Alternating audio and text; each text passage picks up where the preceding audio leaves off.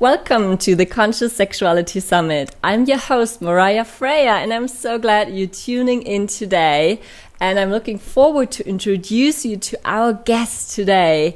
He's known as the spiritual playboy, splitting his energy between the realms of sensual entertainment and conscious sex education. He's actually the creator of a Canadian lifestyle brand, 1nwe1rFZag0, producing seductive dance events to open-minded adults. But he's also a very contemporary voice in love, eros, and also relating. He's a faculty teacher for the International School of Temple Arts. So he teaches spiritual, sexual shamanism around the world through sexualrenaissance.com. And he's publishing videos on his spiritual and sexual journey as a man on the spiritualplayboy.com. His name is Frank 1nwe1rFZag0. Welcome. So great to have you. Hi, Maria. That's a beautiful introduction. Thank you so much. Yeah, you're so welcome. So, Frank, I researched a little bit, and more than 10 years you started hosting adult theme parties, which turned into yearly events, for example, the Bal Erotique, right, with over 1,500 attendees. And interestingly, over a year ago, you also started a personal journey into spirituality and ecstasy, and maybe you've started even before that. I'm not 100% sure, but you've definitely seen a lot and you've done a lot, and you're really on that path of connecting to yourself as a man.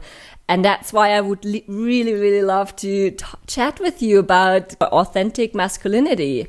So, let's dive right in. So what is in your experience, in your own personal journey, what have you discovered around authentic masculinity? What were your insights on that topic?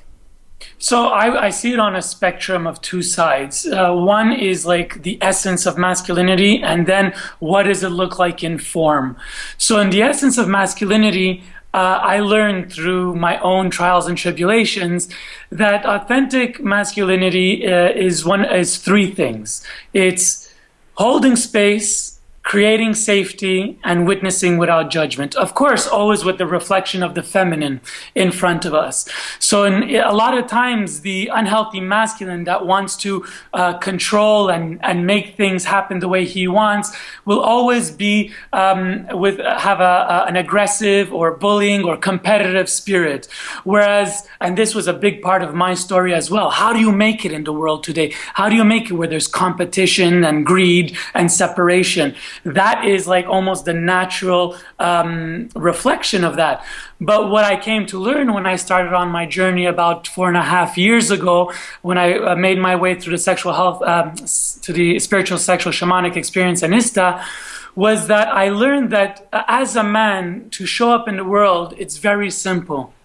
And it's less aggressive than we would think. And it is this idea of holding space, which means like being the space holder, allowing things to happen within your presence, creating safety so that life, creative force can actually emerge from this safety container, and witnessing without judgment, meaning you don't have to come from a place of right or wrong, black or white, that all is as it should be and it all can play out. And when you meet life from this place, there is a much more ease than when you're trying to control the outcome.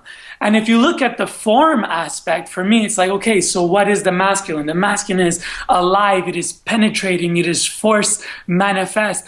And for me, the 3 points are purpose. Really know what you're here to do. If your purpose is this idea of success and making money, you might find yourself tormented, flying from one side to the other.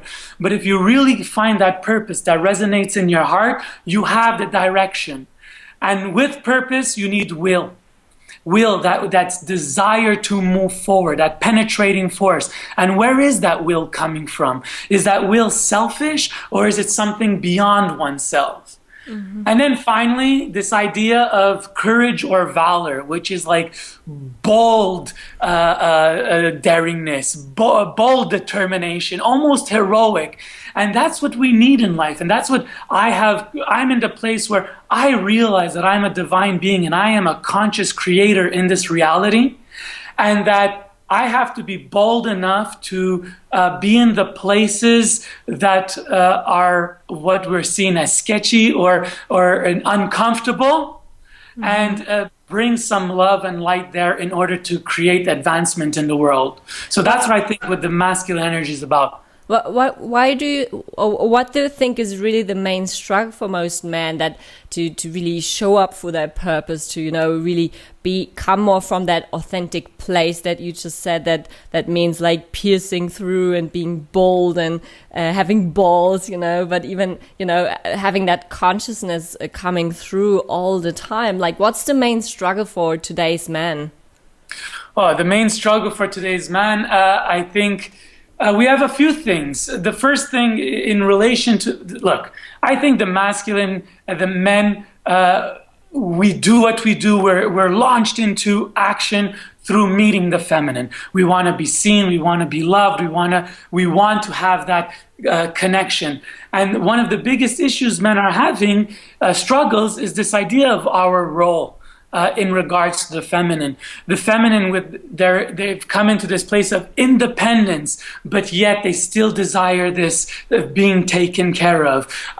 They want this sovereignty. They're struggling between sovereignty and devotion. So as a man, it's difficult to really show up with a woman who is herself trying to figure out what truly she wants. And sometimes when she's feeling that the traditional roles is what's calling her, that she has this guilt. So when men are facing this, we are dealing with a lot of layers that we're trying to understand. So we are having a difficulty understanding our role and what the true awakened feminine really, how they want us to show up.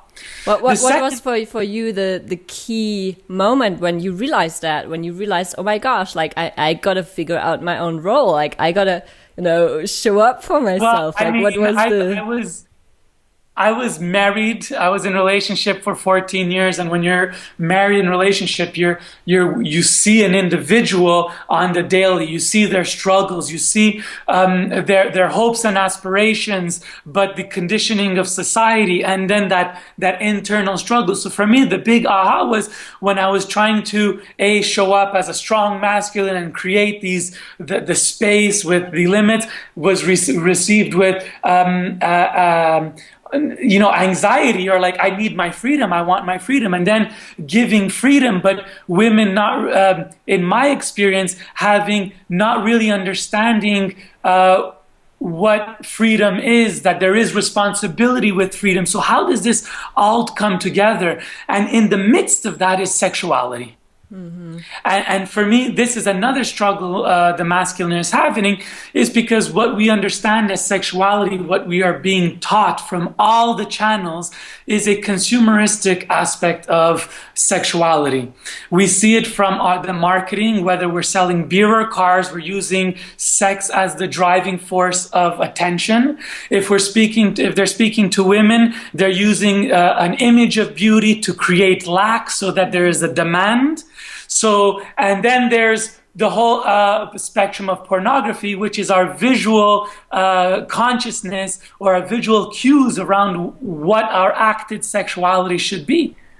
And then we don't have any place where it's a balanced, healthy idea of what is the true potential of sexuality. So as men, we have this of course, men and women, sex is amazing, it's delicious, pleasurable, desire. There's no question, everything we are moving from is at source there. But if we're looking at the source of how we know sexuality, it is coming from a very deviated and perverted perspective, due to the fact that we are using it as a primary focus to create consumerism. Mm-hmm. And so I think men want to show up for the feminine. I think men want to be lovers, great lovers, Casanovas and Don Juans. They want to give women ecstasy. But what we're being taught is that, number one, sexuality is in scarcity. So you gotta hunt, you gotta capture, you gotta bring through, and then when you have that, then you're in this taking and feeding, grasping, energetic, because you don't know when the next opportunity will come. But as a man who understands his sexuality, who is coming from a sexuality, that understands that sexuality is far greater than just pleasure or just a hedonistic moment,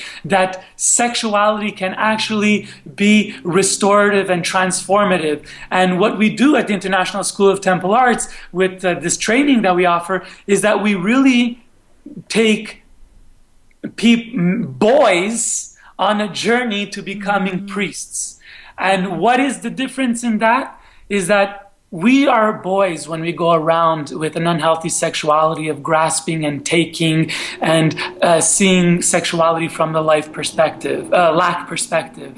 But we become priests when we bring an element of presence and of giving attention.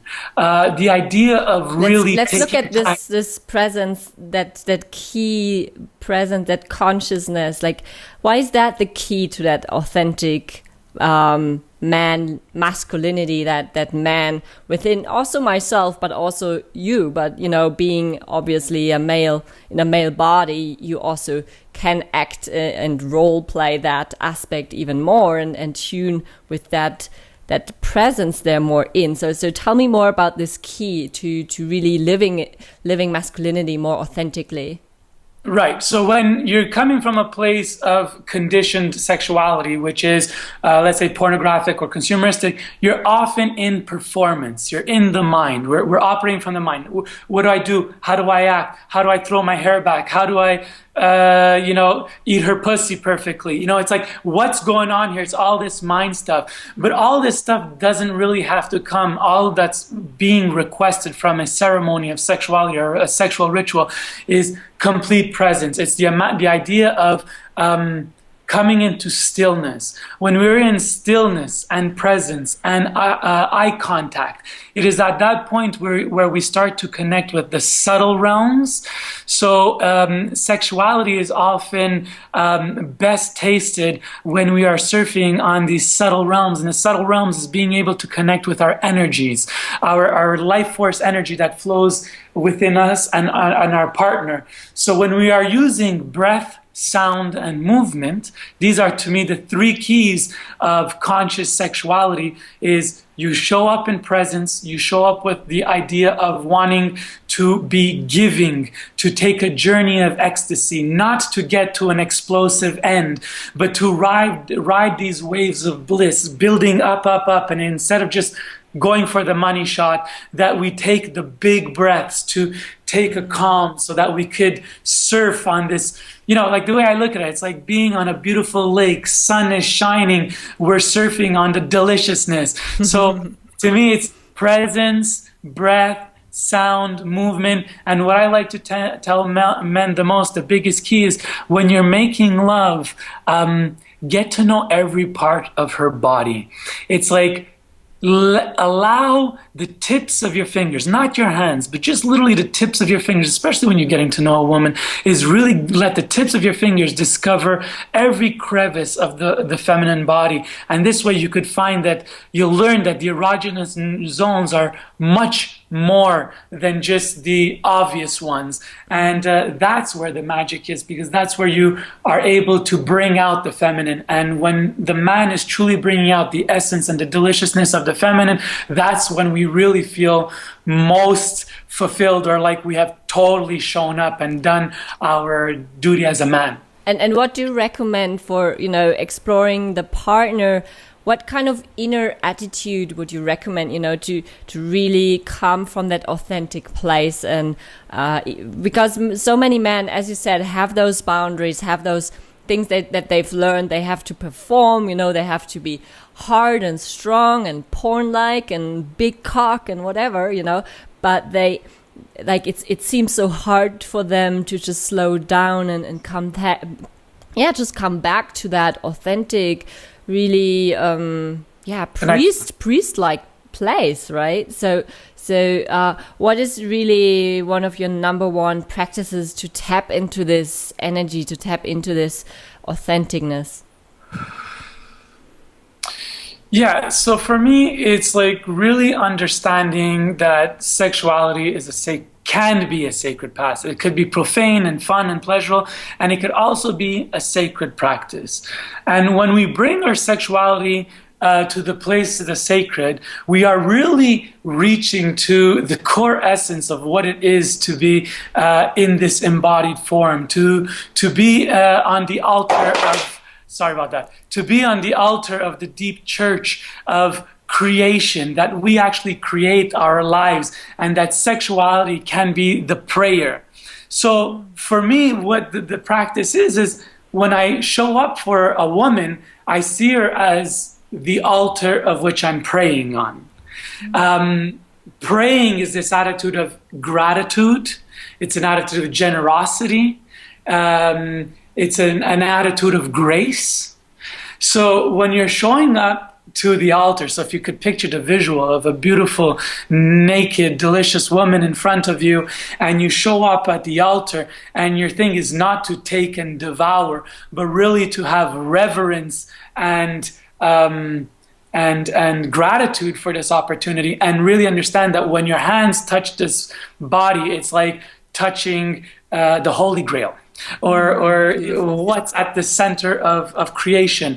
And so that we actually allow our divine being to pour out of us into this being and discover all the folds. And to me, what I love the most about being with a woman is as I uncover her, I find where there's deeper pleasure, where we don't get to see when we go from lips to boobs to pussy to penetration. And, lovemaking, when we go into sacred ritualistic sex, there's no time limit. Time ceases to exist. So for me, it's like, how do you set up your environment? Where are you making love? Are you creating a space that is reverent? Are you rushing it? Or do you give yourself the opportunity the luxury to take your time with it? Mm-hmm. So for me, it's about presence, also about humility. Humility, for me, humility is a great practice in being a full and complete man. And part of the way I get into humility is entering into nature and seeing how, we become part of this. And secondly is doing rituals that bring us, our body, into humility that could look for me, it's like Native American sweat lodges, mm-hmm. or some level of medicine where your body and your beingness realizes that you're so finite. So your gift to the world can be so much bigger if we tap into the spirit and the soul place rather than just the external physical tools we've been given as our paintbrushes. What do you recommend to somebody who's pretty new to spirituality, to conscious sexuality, and maybe a guy who's still kind of in his very macho kind of feeling, but he feels there's something more, there must be something more? What do you recommend to this kind of person? Because I feel that's like where many men are at, and how to go beyond the comfort zone, go out of that, and and explore that more authentic part, and go through those steps of grace, of self-love, and really being humble in front of nature and connecting with nature. Yeah, I think the first step is really to do research. In those moments where we're home alone and we're really contemplating some existential thing, it's like really just go on Google and start to search topics that come to you, a thought process that comes to you, something you've heard that's stimulated. Go do the research and then combine that with workshop or training or something like, and see what's really speaks. And when there's something that calls and talks, to actually have the courage, that valor that I told, that heroic bravery of going beyond our limited ideas of what the potential is. If we, our fears about what is, it's going to be weird, just go do it. That's the first thing. Secondly is when we're doing more of this inner work, is really to take the time to understand our personal vulnerabilities, our sensitivities, where we have fears, our true desires, and really start to understand these aspects of us. And this is that like culturally, we've been told not to act like a girl, boys don't cry, man up. These are all terms and concepts that take us out of our emotional body. And we are beings, we're humans. So the emotional body is actually at the cornerstone of how we show up in our life. So if we don't understand our emotional body, if we don't understand what makes us sensitive, where have we had a wound or something from an ex-girlfriend or a mother or a sister that triggers an attitude. If we don't know that, we go through life consistently reacting from a trigger that exists from another time, and you're not showing up fully for the beloved in front of you in that moment. So, and for yourself, most importantly. So for me, it's like doing the introspection work and going for it, and not looking at it from this place where I'm bad, I'm less than, oh my God, I'm pathetic, but more from, oh my God, here are all my opportunity places. Here is the thing that I just discovered, that if I put some love and energy, attention, education, wisdom, knowledge, nurturance, tenderness, if I put any of those aspects towards those places in myself that are not full because of whatever reason, that I start to come to a place where I show up for myself in a bigger way. And when we could show up for ourselves in a bigger way, that means we could show up for a beloved in a bigger way. And for me, one of the key things to being a conscious, awake, hardcore conscious man is this idea of showing up. Because we're in a time... Could you just explain this a little bit more? Showing up? Yes. Yeah, we're living in a time where there's a lot of difficulty. There's a lot of confusion. So it's very easy when something difficult happens in our life, that our reaction is that it's like... instant gratification. If the gratification is not here right now, that I could go somewhere else and get it elsewhere. But this idea of showing up is that even though it's uncomfortable, even though we might have to get into a conversation that speaks truth, that's dirty, that might end up in separation, that we show up, we have that conversation, because that is where truth is.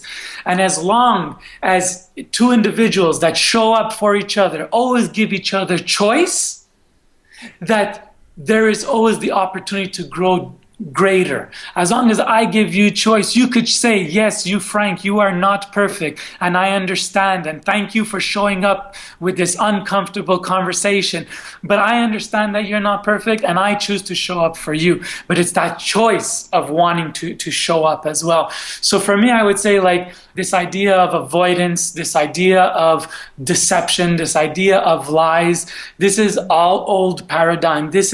These only create veils and masks, and all these veils and masks make it more difficult to connect. And in essence, that's what every individual wants. They want the polar connection, the energetic polarity. I could be in my feminine, but Maria, you could show up in your masculine, and I want that. I want you to show up because I could rest in my feminine energies of my emotion, and you could show up in your masculine, and I need that and I want that, and that could be flipped up any moment. So the idea is really, don't be afraid, don't be a coward. Hey man, this life, there's a lot of corruption, there's a lot of greed, there's a lot of separation, and there is a lot of love. Love is at the core. And the biggest invitation for people that are watching is, build your life based on love and not fear. And the invitation is really, go learn what love is. I'm in a constant journey of discovering what love is.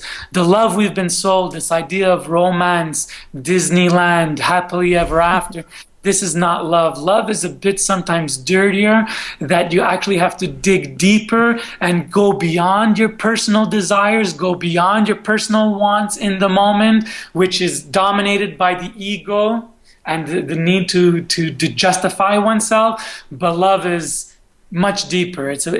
I summarize love as an energetic of giving.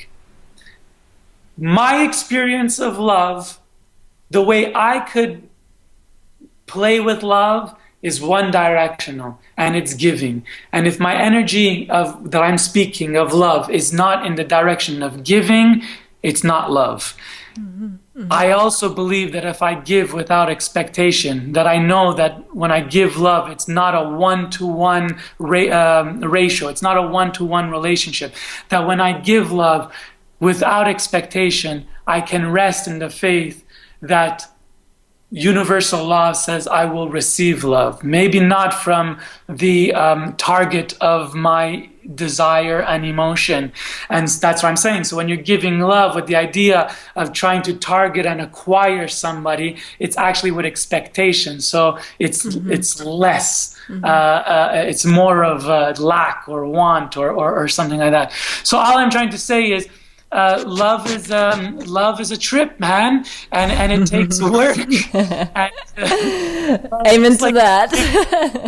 Love looks like forgiveness and letting go and not holding on to story and having the courage to get hurt again, having the courage to show up with your open, blazing heart and knowing that at any time that it could get stepped on, and really still choosing to show up, because you know by showing up that is when we start to touch the sacred. And when we are playing within the sacred, it is now at that point with the consciousness that we know we could create anything we want. So it's going from being in the unconscious, where we are a victim, where life is happening to us, to stepping into the conscious, removing the blinders, showing up for difficult situations, and knowing that we are the conscious creator, the good stuff, the bad stuff, and the ugly stuff. So yeah, that's why. Thank you, Frank. That was really powerful stuff that you just flowing through you and I hope everyone is really enjoying this as well. If you want to learn more from Frank, or if you may want to even visit one of his workshops, make sure you check out Frank's website at sexualrenaissance.com. And I can also highly recommend you to check out his thespiritualplayboy.com website, where he has really a lot of amazing videos with amazing people all around sexuality and exploration. So just hop on the link below, sexualrenaissance.com. And yeah, thank you so much, Frank, again. This was wonderful. I love it. I just want to end with one thing that I always say to my viewers is, let love free. Because as we let love free, that is the only way we will change our surroundings. Stop keeping it hostage. You have enough. Love it. Trust me. Let love free. This was the Conscious Sexuality Summit with Mariah Freya as your host. And yeah, see you next time. Bye. Mwah.